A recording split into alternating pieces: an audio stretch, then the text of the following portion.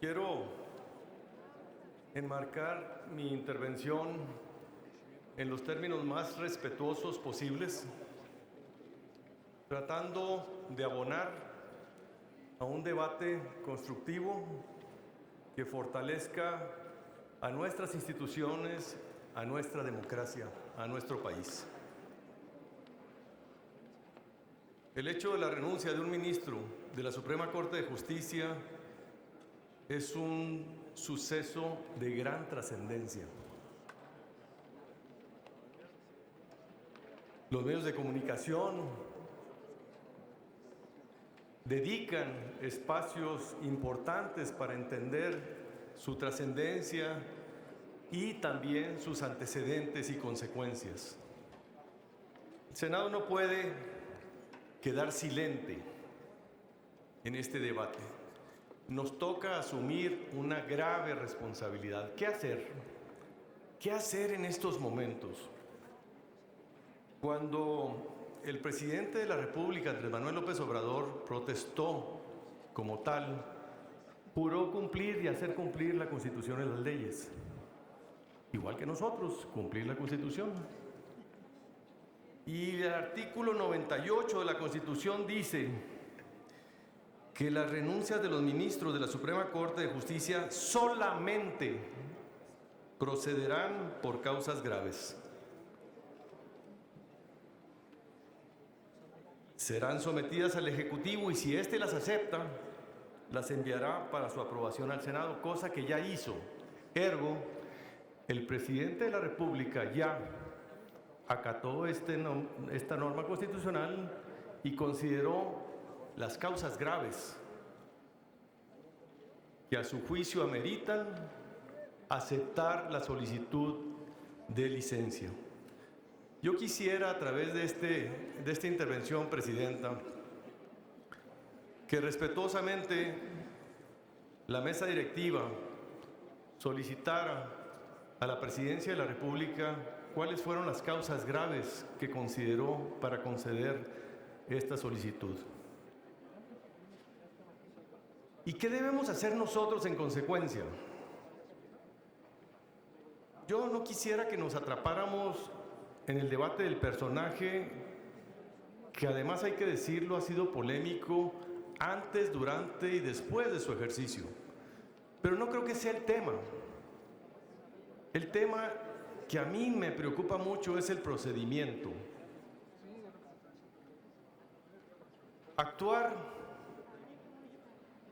primero, filtraciones, trascendidos, juicios sumarios, renuncia, se acepta la renuncia y se da carpetazo. Si eso llega a suceder, sería completar el ciclo de impunidad que nos hemos comprometido todos a combatir. No puede ser el caso, no puede quedarse con los brazos cruzados este Senado de la República cuando hay serias acusaciones, pero que no han trascendido más allá de los periódicos y declaraciones puntuales. Se debate, nadie puede ser forzado a desempeñar un trabajo. La Constitución, el artículo 5 lo establece, pero también establece precisamente en el artículo 98, tercer párrafo, la necesidad de contar con una explicación para aceptarse la renuncia, igual que en el caso nuestro, por cierto. Cuando solicitamos licencia debemos solicitar la aprobación de un pleno. Normalmente se acepta.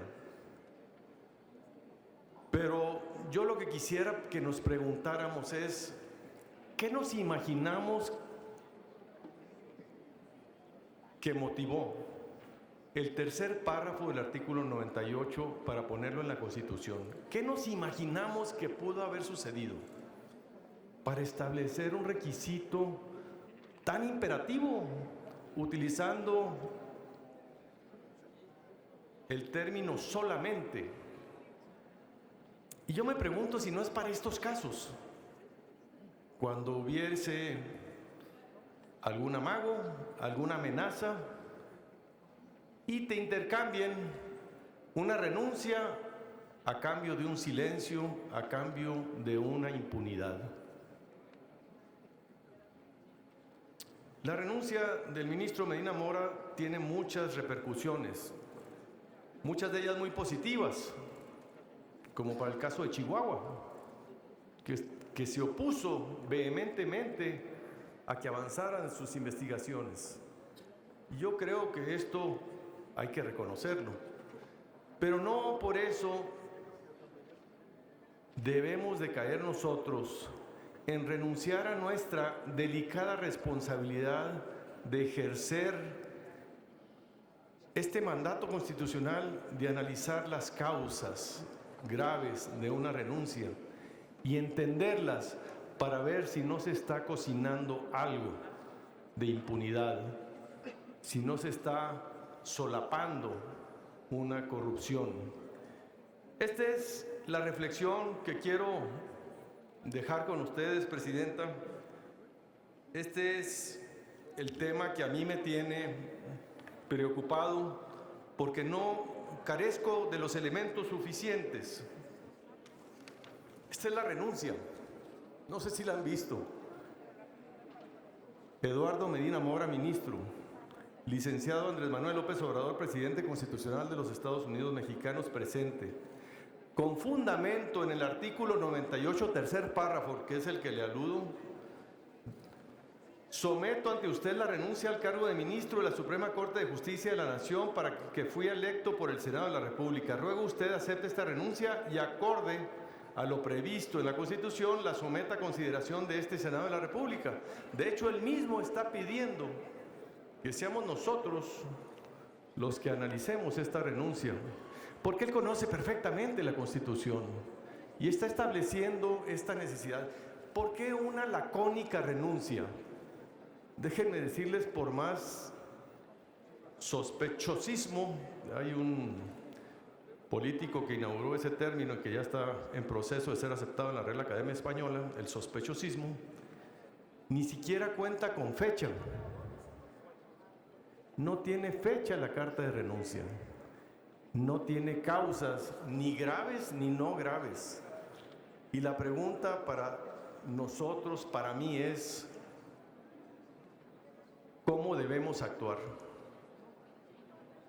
No puedo obligar a nadie a desempeñar una función y un cargo que no lo desee, porque lo protege también la Constitución, pero sí debo de indagar, debo de cuestionar, debo de criticar cuando no se cumplen los procedimientos de manera adecuada.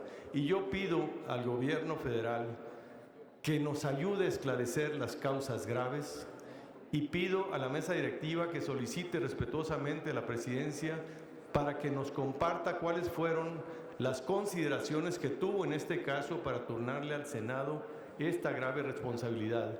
Y pido, solicito y exijo que no exista impunidad, que no vaya a haber un carpetazo simplemente porque ya se concedió la renuncia y ya se doblegó a un ministro de la Corte. Es cuanto, Presidenta. Muchísimas gracias.